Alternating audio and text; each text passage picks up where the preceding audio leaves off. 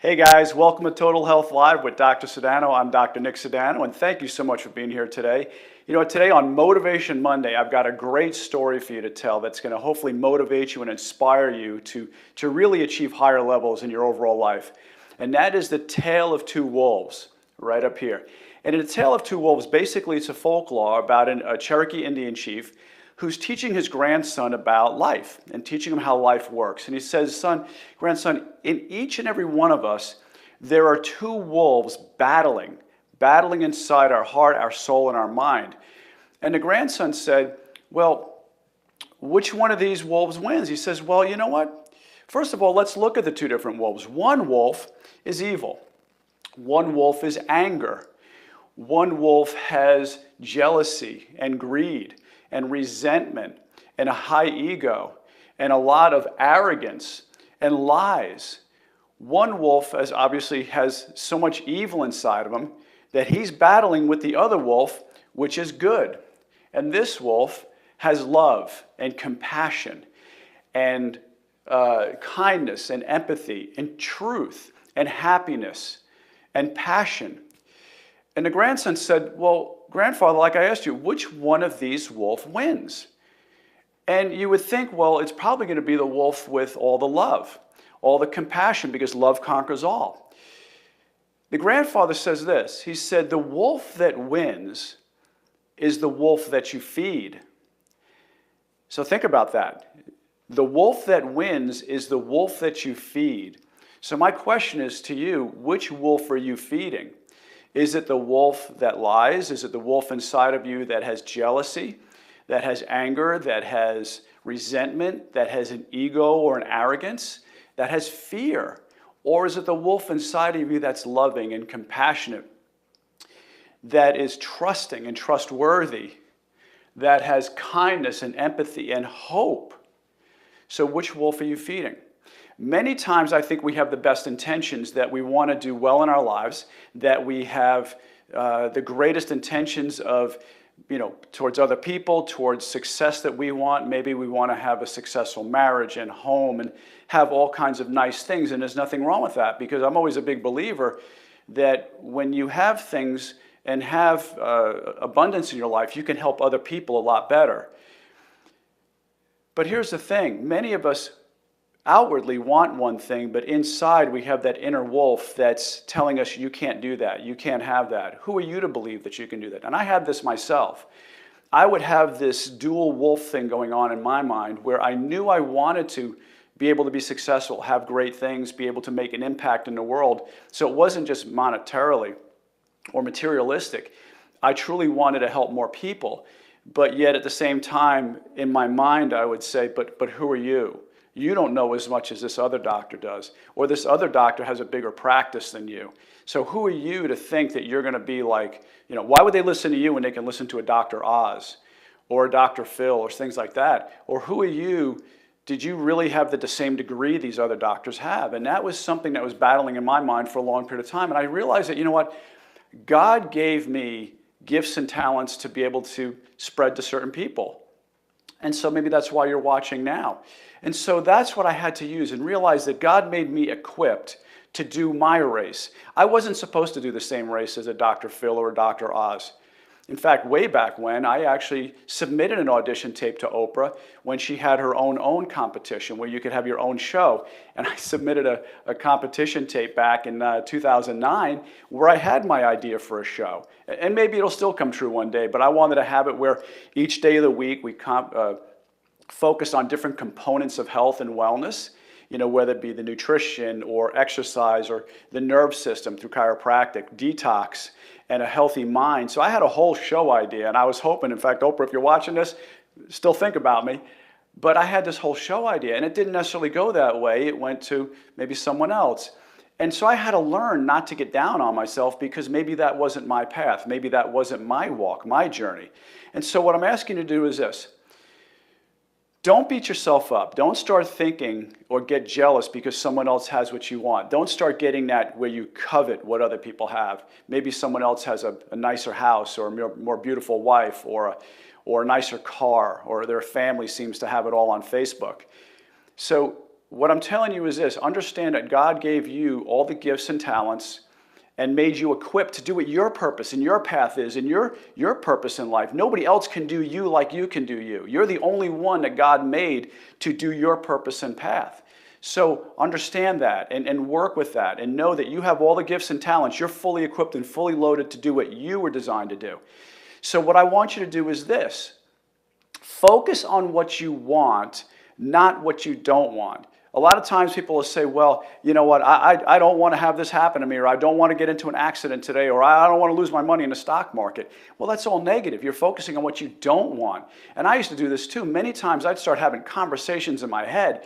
How many of you do this? You start having these scenarios and conversations played out in your head of you having a talk with your wife or your spouse, your significant other, your husband, your child, maybe a coworker, and you're already doing these scenarios, and all you know is it's making you feel negative and feel bad and actually disempowering you, when all you're doing is concentrating on what you don't want. When I'm here to tell you, what I want you to do is concentrate on what you do want. So instead, concentrate on the loving relationship you're going to have with your spouse or your child. Don't concentrate on a negative conversation. Just say to yourself, you know what, when I see my son or my daughter, we're going to have a great time. We're going to have fun. When I get to work, that coworker is not going to get under my skin today. That coworker is we're going to have a great time together. We're going to get along. We're going to work better than ever before. Focus on what you want. So feed this wolf over here. Don't feed this wolf. Whenever you're in fear or in doubt, I started to realize early on that when you're in fear and doubt, that's not godly, because God wants you to be healthy, successful, well, and abundant. If I was starting to think like this wolf, I was really thinking against God. I was thinking more about what the enemy would want me to think. And you can, substitute in whatever you want to believe about that.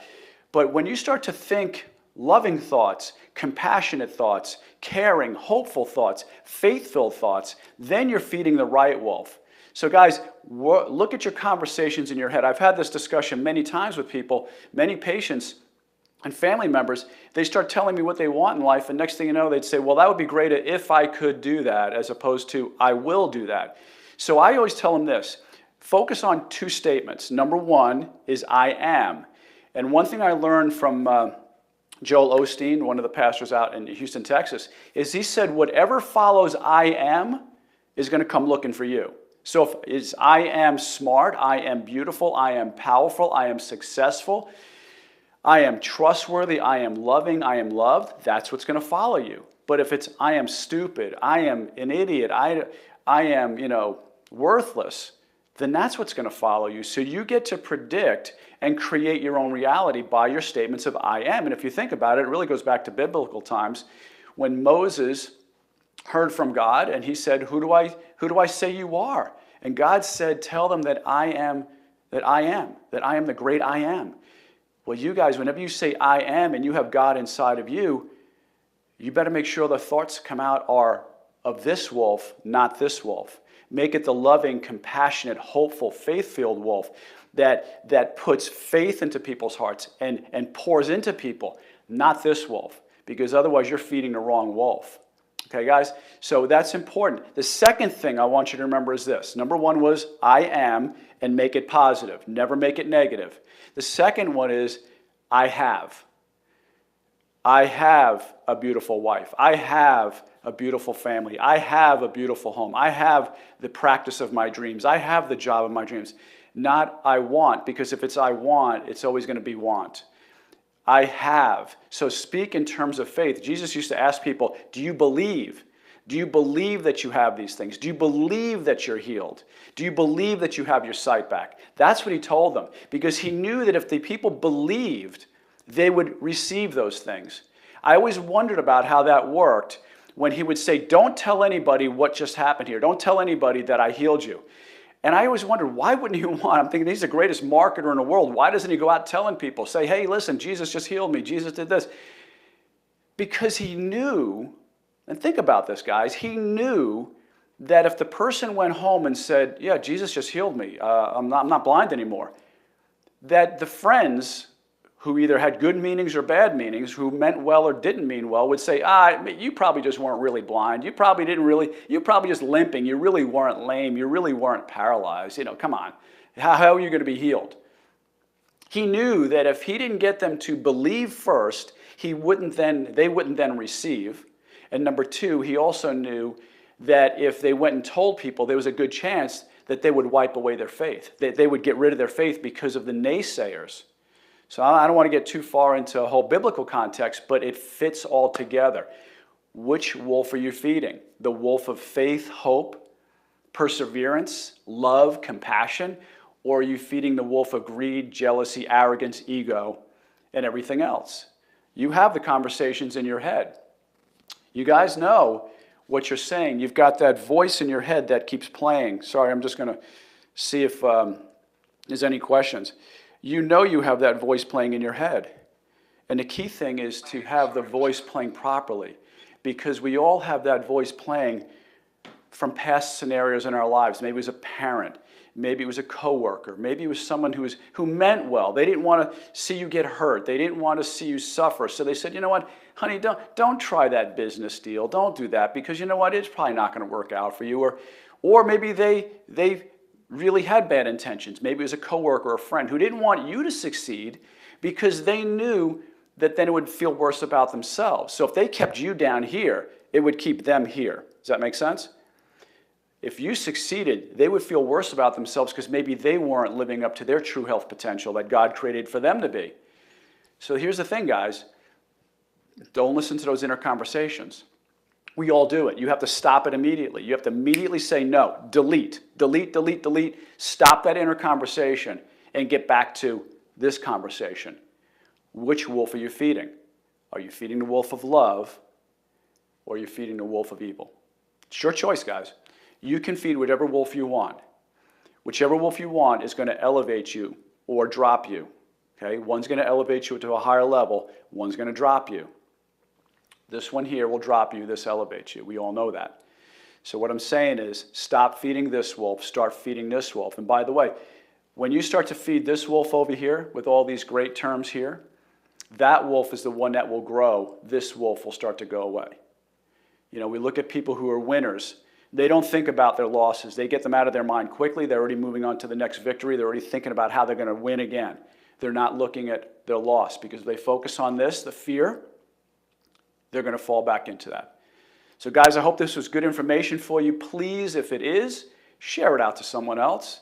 That's the best thing you can do. Share it to other people who you know it might inspire and help them be all that God created for them to be.